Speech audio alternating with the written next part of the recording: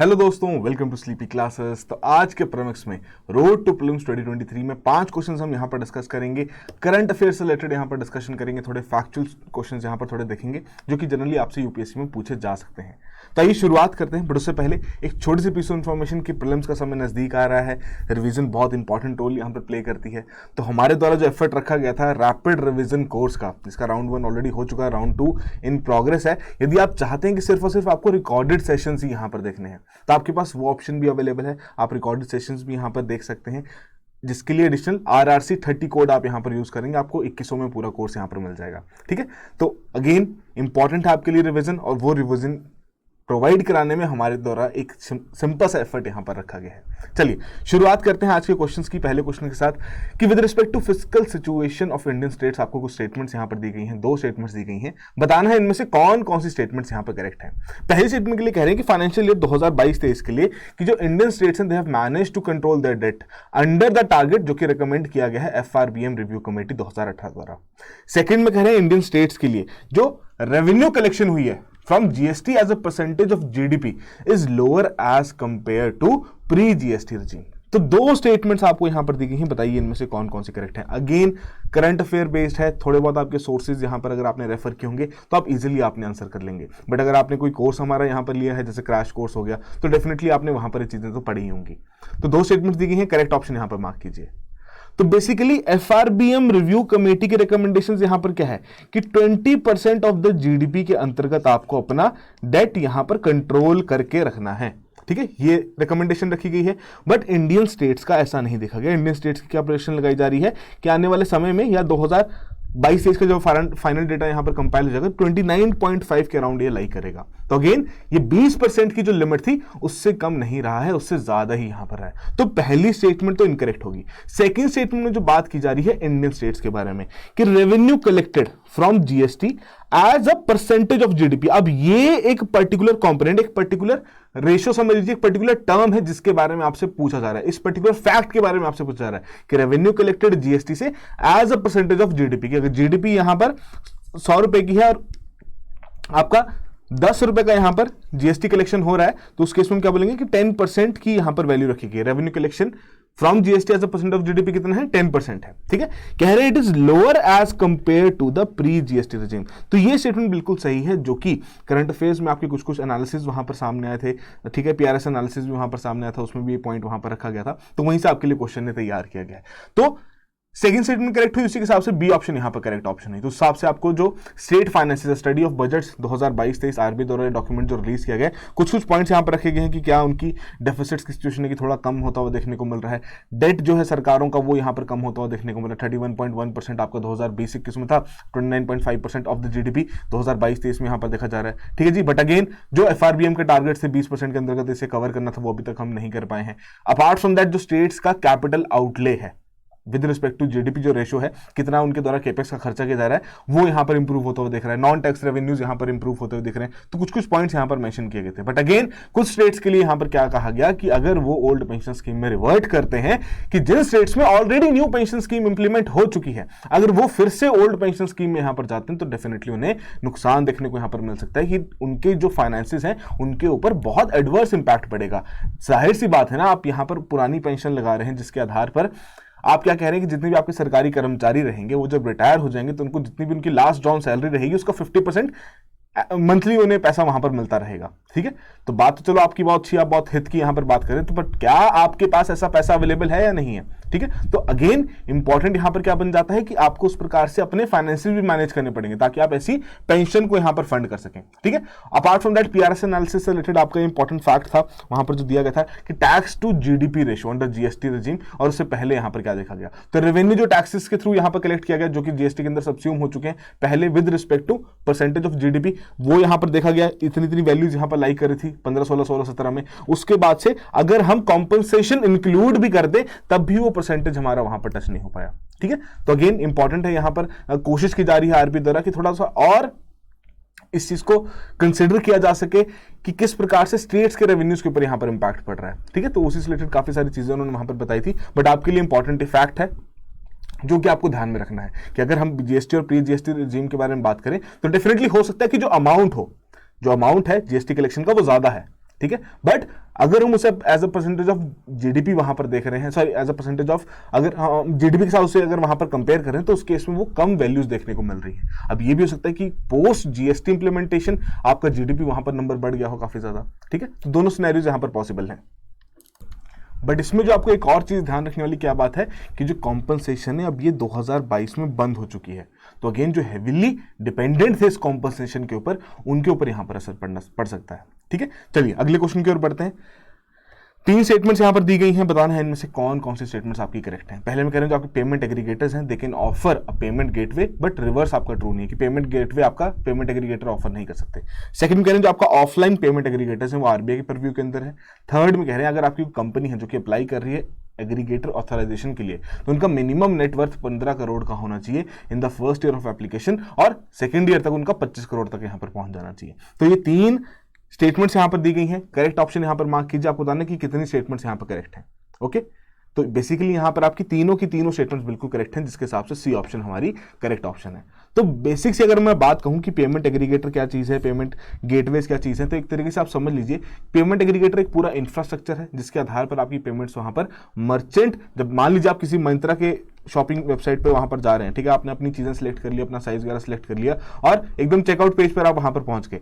Checkout page पर जब आप वहां पर पहुंचेंगे तो आपके पास बड़ी सारी ऑप्शन आएंगी किस ऑप्शन के माध्यम से आपको यहां पर पेमेंट करनी है, ठीक है। आपके पास पेटीएम की ऑप्शन बचते हैं, आपके पास फोन पे की ऑप्शन आ सकती है, आपके पास रिजर्व पे की ऑप्शन आ सकती है, आप कोई भी ऑप्शन वहां पर अवेल कर सकते हैं, ठीक है। तो वो जितने भी ऑप्शन है वो आपकी पेमेंट एग्रीगेटर्स की हैं, ठीक है। अगर फिर आप उसको आगे कंटिन्यू करेंगे तो डेफिनेटली कोई ना कोई मेथड आप वहां पर यूज करेंगे। अब हो सकता है पेमेंट एग्रीगेटर जो है उसी का अपना पेमेंट गेटवे भी रहे, ठीक है। कुछ केसेस में क्या देखा जाता है कि पेमेंट गेटवे अलग से वहां पर इंटीग्रेट किए जाते हैं, जैसे पेपैल हो गया आपका, ठीक है। उसके अलावा आपका रिजर्व पे को भी अब पहले वो पेमेंट गेटवे के तरीके से वहां पर काम करता था, बट अब वो पेमेंट एग्रीगेटर के तरीके से वहां पर काम करता है, ठीक है। तो सिंपल से इसके लिए कुछ क्राइटेरिया यहां पर आरबीआई ने सेट की हैं, वो अगर पूरे होते हैं तभी उन्हें पेमेंट एग्रीगेटर का यहां पर लाइसेंस दिया जाएगा। वही चीज आपको बताएगी कि डिफरेंस क्या है पेमेंट एग्रीगेटर और पेमेंट गेटवे के बीच में। बेसिक से पॉइंट्स यहां पर मेंशन कर दिए गए कि पेमेंट गेटवे जो है वो क्या है, पेमेंट प्रोसेसिंग सॉफ्टवेयर है, जैसे कि सीसी एवेन्यू हो गया, बिल डेस्क हो गया, इस तरीके की आपने इंस्टा मोजो, पेपैल, ये जरूर आप नोटिस किए होंगे। बट वहीं जो पेमेंट एग्रीगेटर है एक पूरा का पूरा एक third party payment solution provider है जो कि डेफिनेटली मर्चेंट की ऑनबोर्डिंग सर्विसेज भी यहां पर प्रोवाइड करता है कि अमेजॉन पे, पेटीएम, गूगल पे, ये सारे आपके पेमेंट एग्रीगेटर के तरीके से काम करते हैं। कस्टमर एक्विजिशन का भी यहां पर काम करते हैं, सारी डिटेल्स आपकी वहां पर कैप्चर करते हैं। तो पेमेंट एग्रीगेटर्स जो है वो पेमेंट गेटवे भी ऑफर कर सकते हैं, बट जो पेमेंट गेटवे है जो कि सिर्फ और सिर्फ एक प्रोसेसिंग सॉफ्टवेयर, एक बेसिक सी टेक्नोलॉजी है, वो पेमेंट एग्रीगेटर्स का यहां पर काम नहीं कर सकते। सिंपल तरीके से क्या समझना है कि पेमेंट एग्रीगेट जो गेटवे है बहुत ही एक पर्टिकुलर नीश है, ठीक है, उस पर्टिकुलर चीज के ऊपर वहां पर काम करता है। जो एग्रीगेटर थोड़ा हॉलिस्टिक से नेचर का है यहां पर, ठीक है। तो वही है कि जो आपका पेमेंट एग्रीगेटर है वो फंड्स को आपको यहां पर हैंडल कर सकता है, पेमेंट गेटवे सिर्फ और सिर्फ आपकी टेक्नोलॉजी यहां पर प्रोवाइड करता है। ओके, सिंपल सी कहानी ये रखी गई थी जिसके आधार पर आपको ये बेसिक सा क्वेश्चन यहां पर आप सॉल्व कर सकते थे। अच्छा, ऑनलाइन पेमेंट एग्रीगेटर्स तो डेफिनेटली आरबीआई के परव्यू के अंतर्गत आ ही चुके थे, बट अब ऑफलाइन पेमेंट एग्रीगेटर्स को भी यहां पर लाया जा चुका है। कह रहे हैं कि भैया इनको भी हमें यहां पर देखना है। ऑफलाइन पेमेंट एग्रीगेटर किस तरीके से, आप समझ लीजिए आप कहीं जाके कार्ड पेमेंट कर रहे हैं, ठीक है, कार्ड की कोई मशीन रहेगी, कोई ना कोई डिवाइस वहां पर यूज किया जाएगा जिसके थ्रू वहां पर ट्रांजैक्शन की जाएगी, तो वो आपका ऑफलाइन पेमेंट एग्रीगेटर है एक तरीके का, ठीक है। तो इस तरीके से आपको ये चीजें पता होनी जरूरी है। चलिए, तो सीसैट की भैया दिक्कत बहुत ज्यादा बहुत सारे एस्पिरेंट्स द्वारा यहाँ पर फेस की जाती है, ठीक है। हमने एक मॉक टेस्ट भी यहाँ पर कंडक्ट किया था जिसमें थोड़ा हो सकता है कुछ एस्पिरेंट्स को लगा हो कि हाँ जी हमारा बहुत अच्छा स्कोर यहाँ पर नहीं रहा है, तो एक और मौका यहाँ पर दिया जा रहा है, अपनी प्रिपरेशन कीजिए और मॉक टेस्ट 2 यहाँ पर दीजिए, ठीक है। 18 मई को आपका मॉक टेस्ट यहाँ पर कंडक्ट किया जाएगा। अगेन प्रिपरेशन में एक प्रैक्टिस का जो एक कंपोनेंट रहता है उसमें हम थोड़ी सी आपकी यहाँ पे हेल्प कर रहे हैं, तो डेफिनेटली एनरोल कीजिए, फ्री ऑफ कॉस्ट आपका सीसैट का ऑनलाइन मॉक टेस्ट है। अगेन आपको थोड़ा आइडिया लगेगा किस तरीके के क्वेश्चन पूछे जा सकते हैं, क्योंकि अगर जीएस पेपर 1 वहां पर क्लियर हो भी जाता है और पेपर 2 आपका अच्छा नहीं जाता तो पूरी जो मेहनत है आपकी जितनी आपने यहाँ पर की होगी आप उसके फ्रूटफुल रिजल्ट्स नहीं देख पाएंगे। तो डेफिनेटली इस टेस्ट में एनरोल करके, इस टेस्ट को अटेम्प्ट करके अपनी प्रिपरेशन को यहाँ पर एवेल्युएट कर लीजिए। चलिए आगे बढ़ते हैं। इनकरेक्ट स्टेटमेंट यहां पर फाइंड आउट करनी है। 3 स्टेटमेंट्स दी गई हैं, fourth none of the above है। पहले में करें कि अगर एक बार जीआई प्रोटेक्शन ग्रांट कर दी जाए तो कोई भी प्रोड्यूसर यहां पर मिसयूज नहीं कर सकता नाम को to market similar products. Second में कह रहे हैं इंडिया आपका रोम कन्वेंशन का सिग्नेटरी नहीं है। थर्ड में कह रहे हैं under the Indian patent act of 1970 patents आपके तभी ग्रांट किए जाएंगे अगर इनोवेशन कैपेबल होगी इंडस्ट्रियल एप्लीकेशन के। तो 3 स्टेटमेंट्स यहां पर दी गई हैं, बताइए इनमें से कौन स्टेटमेंट इनकरेक्ट है। अगर आपको लगता है कोई नहीं है तो डी ऑप्शन यहां पर आप मार्क कर सकते हैं। तो यहां पर आपकी तीनों की तीनों स्टेटमेंट्स बिल्कुल करेक्ट हैं, उसी के आधार पर डी जो ऑप्शन है वो आपकी यहां पर करेक्ट ऑप्शन है कि कोई भी स्टेटमेंट इनकरेक्ट नहीं है। तो पेटेंट बेसिकली क्या रहता है, अ सेट ऑफ या एक्सक्लूसिव सेट ऑफ राइट्स है जो कि किसी भी इन्वेंशन के लिए वहां पर ग्रांट किए जाते हैं, कि उसकी जो पूरी प्रोसेस है, उसका जो पूरा टेक्नोलॉजिकल सिस्टम है, या किस तरीके से वो आपका वो पर्टिकुलर प्रोडक्ट वहां पर काम कर रहा है, वो पूरी प्रोसेस आपकी यहां पर राइट्स में कन्वर्ट हो जाती है कि भैया ये इसके एक्सक्लूसिव सेट ऑफ राइट्स इस व्यक्ति को यहां पर बिलोंग करते हैं जिन्होंने ये इन्वेंशन यहां पर की है। ठीक है जी। तो अब प्रोडक्ट भी हो सकता है, किसी प्रोसेस को भी यहां पर दिया जा सकता है पेटेंट। अगेन इसके जितने भी रूल्स एंड रेगुलेशंस हैं वो इंडियन पेटेंट एक्ट ऑफ 1970 के हिसाब से यहाँ पर गवर्न किए जाते हैं, और उसके हिसाब से अगर आपकी कोई इन्वेंशन है वो कब यहाँ पर उसको पेटेंट ग्रांट किया जाएगा, कब वो क्राइटेरिया पूरा होगा कि नॉवल तरीके की होनी चाहिए, कुछ अच्छा काम वहाँ पर हो रहा हो, इन आपके इन्वेंटिव स्टेप्स वहाँ पर होने चाहिए। ठीक है जी। नॉन ऑब्वियस नेचर के होने चाहिए कि अच्छा ये तो होना ही था, कि ये चीज़ कोई हो ही रही है, ठीक है, कोई बड़ा धमाकेदार काम आपने यहाँ पर नहीं किया फिर भी आप बोल रहे हैं कि मुझे पेटेंट चाहिए। इंडस्ट्रियल एप्लीकेशन होनी यहाँ पर जरूरी है, और कुछ जो सेक्शंस हैं आपके 3rd एंड 4th उसके जो प्रोविजंस हैं इंडियन पेटेंट एक्ट्स के, वो वहाँ पर अट्रैक्ट नहीं होने चाहिए। ठीक है, जिसके चलते आपके कुछ पॉइंट्स वहाँ पर रखे जाते हैं। इतना डिटेल में आपको नहीं जाना, इतना डिटेल में यूपीएससी भी नहीं जाएगा, बेसिक इन्फॉर्मेशन होनी यहाँ पर जरूरी है। वहीं जो आपके इंटेलेक्चुअल प्रॉपर्टी राइट्स हैं बेसिकली क्या दिए जाते हैं, are the rights that are given to persons over the creation of their mind, जो उनके द्वारा वहाँ पर इन्वेंशंस तैयार की गई हैं, कोई लिटरेरी वर्क्स उनके द्वारा तैयार किए गए हैं, आर्टिस्टिक वर्क्स वहाँ पर तैयार किए गए। तो आर्टिकल जो आपका 27 था, आपको universal declaration of human rights, वहां पर इनकी बात रखी गई थी। पहली बार रिकॉग्निशन पेरिस कन्वेंशन में दी गई। बर्न कन्वेंशन फिर अगेन आपके लिटरेरी और आर्टिस्टिक वर्क से रिलेटेड था। विपो कॉपीराइट ट्रीटी यहाँ पर 2002 की आई, जो कि अगेन एग्रीमेंट था अंडर द बर्न कन्वेंशन, जिसमें आपके एक्सटेंड किए गए protection of copyrights to again to the digital environment also. ठीक है, तो सारे पॉइंट्स आपको यहाँ पर दिए गए हैं। ट्रिप्स की क्या इंपॉर्टेंस है, WPPT क्या है, रोम कन्वेंशन यहाँ पर किस चीज़ के ऊपर काम करती है, बट इंडिया आपका रोम कन्वेंशन का यहाँ पर पार्ट नहीं है। तो बेसिक से फैक्ट्स हैं, पूरी आपको एक लिस्ट दे दी गई है, तो प्लीज इसे एक बार गो थ्रू कर लेना। क्वेश्चन पूछ लिया जाए तो आपके लिए लिस्ट, ये जो पर्टिकुलर पॉइंट्स हैं काफी हेल्पफुल वहां पर हो सकते हैं। चलिए आगे बढ़ते हैं 4th क्वेश्चन की ओर। With respect to external sector 3 statements दी गई हैं, बताना है इनमें से कौन कौन सी स्टेटमेंट्स आपकी यहां पर करेक्ट है। तो 3 स्टेटमेंट्स हैं। पहले स्टेटमेंट कह रहे हैं जो आपका एडवांस ऑथराइजेशन स्कीम है एक्सटेंड की गई है अपैरेल और क्लोथिंग सेक्टर के लिए भी। सेकंड में कह रहे हैं भैया जो आपका under the trade infrastructure for export scheme, जो आपकी सेंट्रल गवर्नमेंट है वो 50% of the total equity in project यहां पर प्रोवाइड करती है in the form of grant in aid. Third में कह रहे हैं जो मर्चेंटिंग ट्रेड है it is not applicable for the goods and items, जो कि साइट्स या फिर कॉमेट लिस्ट में वहां पर क्लासिफाई की गई है। तो 3 स्टेटमेंट्स दी गई है, बताइए इनमें से कौन कौन सी करेक्ट है। 4 कोड्स आपके पास अवेलेबल हैं। तो बेसिकली तीनों की तीनों स्टेटमेंट्स बिल्कुल करेक्ट हैं। एडवांस ऑथराइजेशन स्कीम यहां पर क्या कहती है कि मान लीजिए आपको कोई प्रोडक्ट है जो कि एक्सपोर्ट करना है, आप एक्सपोर्ट करने के लिए उस प्रोडक्ट का यहां पर निर्माण कर रहे हैं, बट उसका जो रॉ मटेरियल है उसको आपको क्या करना पड़ रहा है, उसे इंपोर्ट करना पड़ रहा है। तो under the advance authorisation scheme आपको वो जो रॉ मटेरियल है जब आप उसे इंपोर्ट करेंगे तो डेफिनेटली कुछ ना कुछ ड्यूटीज वगैरह वहां पर पे करेंगे, बट आप उसे एक्सपोर्ट करने के माध्यम से यहां पर इंपोर्ट कर रहे हैं कि इंपोर्ट कर रहे हैं रॉ मटेरियल और फाइनल प्रोडक्ट आप एक्सपोर्ट यहां पर करना चाहते हैं। तो एक्सपोर्ट को प्रमोट करने के लिए, एक्सपोर्ट को एक थोड़ा पुश प्रोवाइड करने के लिए एडवांस ऑथराइजेशन स्कीम यहां पर क्या कहती है कि ये जो रॉ मटेरियल है इस पर जो आप ड्यूटीज यहां पर चार्ज करते हैं हम वो नहीं करेंगे, बट कंडीशन क्या है कि आपको अपनी एक्सपोर्ट ऑब्लिगेशन पूरी करनी पड़ेगी। एक पर्टिकुलर टाइम पीरियड में इतना प्रोडक्ट का एक्सपोर्ट तो वहां पर करना ही पड़ेगा। तो ये जो स्कीम है आपकी apparel as well as clothing sector के लिए भी एक्सटेंड कर दी जा चुकी है। फिर उसके अलावा जो आपका trade infrastructure for export scheme है, इसके चलते सेंट्रल गवर्नमेंट जो है 50% आपका प्रोवाइड करती है ग्रांट इन एड के माध्यम से, अगर आपका कोई प्रोजेक्ट है जो कि एक्सपोर्ट इंफ्रास्ट्रक्चर के ऊपर वहां पर काम कर रहा है। मर्चेंटिंग ट्रेड, भैया ये क्या टर्म यहां पर क्या कहती है? मर्चेंटिंग ट्रेड का मतलब क्या है कि मान लीजिए ऑस्ट्रेलिया से आपका प्रोडक्ट यहां पर दुबई जाना है, आप बोलेंगे तो इंडिया क्या क्या लेना देना है इस चीज से, इंडिया का क्या मतलब इसमें पॉइंट क्या है? बट जो डील करवाई है वो किसी इंडियन ट्रेडर ने यहां पर करवाई है, ठीक है, जो इंटरमीडिएट है वो इंडियन ट्रेडर है, ठीक है। तो मतलब यहां पर क्या हुआ कि ऑस्ट्रेलिया के पोर्ट से दुबई के पोर्ट पर सामान जाएगा, बट बीच में इंटरमीडिएट कौन है? इंडियन ट्रेडर है, जिसके पास वो सामान आएगा भी नहीं, तो उसे हम क्या कहते हैं? मर्चेंटिंग ट्रेड या फिर इंटरमीडिएट ट्रेड जिसे कहते हैं, ठीक है। तो ये जो एप्लीकेबिलिटी है आरबीआई के रूल्स एंड रेगुलेशंस के हिसाब से यहां पर की जाती है, और इसमें आपकी एप्लीकेबिलिटी जो है वो उन गुड्स और आइटम्स के ऊपर नहीं है जो कि साइट्स जो आपकी लिस्ट है या फिर जो कॉमेट लिस्ट है, कॉमेट लिस्ट को एक बार कमेंट बॉक्स में बताओ भैया किस लिस्ट में कौन कौन से प्रोडक्ट ऐड किए जाते हैं, इन पर एप्लीकेबल नहीं है कि इन पर्टिकुलर प्रोडक्ट्स के लिए आप मर्चेंटिंग ट्रेड, इंटरमीडिएट वाला ट्रेड आप यहां पर नहीं कर सकते, आप बीच में दलाली वाला काम यहां पर नहीं कर सकते, ठीक है जी। तो तीनों स्टेटमेंट्स करेक्ट थी और उसी के हिसाब से डी ऑप्शन यहां पर आपकी करेक्ट ऑप्शन थी। तो फॉरेन ट्रेड पॉलिसी 2023 की जो नई आई है उसके कुछ पॉइंट्स यहां पर आपको मेंशन किए गए हैं। मर्चेंटिंग ट्रेड क्या चीज है, किस तरीके से काम करती है, क्या कंप्लायंस है इसका, वो फॉलो करना पड़ेगा। फिर उसके अलावा आपको advance authorisation scheme under which duty free import of raw materials आपका मैन्युफैक्चरिंग ऑफ एक्सपोर्ट आइटम्स के लिए यहां पर प्रोवाइड किया जाता है, ठीक है जी। तो इसे एक्सटेंड कर दिया जा चुका है for the export of apparel as well as clothing sector also.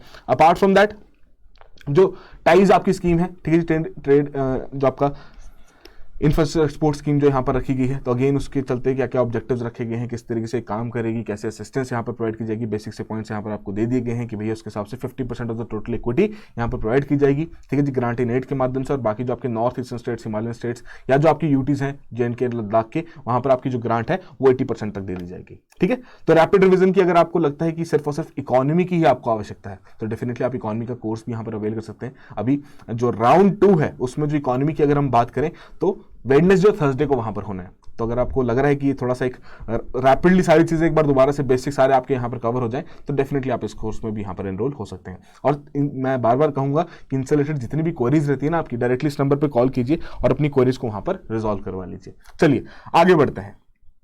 Last question, national manufacturing innovation survey release किसके द्वारा यहां पर किया गया है? 4 options, directly factual based question आपको यहां पर दिया गया है। Science and engineering research board, department of science and technology, ministry of electronics and information technology, department for promotion of industry and internal trade. तो बेसिकली ये देन है department of science and technology की कि नेशनल मैन्युफैक्चरिंग इनोवेशन सर्वे की हमारा जो manufacturing sector है उसमें इनोवेशन का कितना रोल है, किस तरीके से वो वहां पर यूज की जा रही है। तो हालांकि जो जॉइंट जो कोलैबोरेशन है ये किसकी है? डीएसटी और United Nations Industrial Development Organisation की। बट इंडिया में रिलीज किस द्वारा किया जाता है? आपको Department of science and Technology के द्वारा यहाँ पर किया जाता है।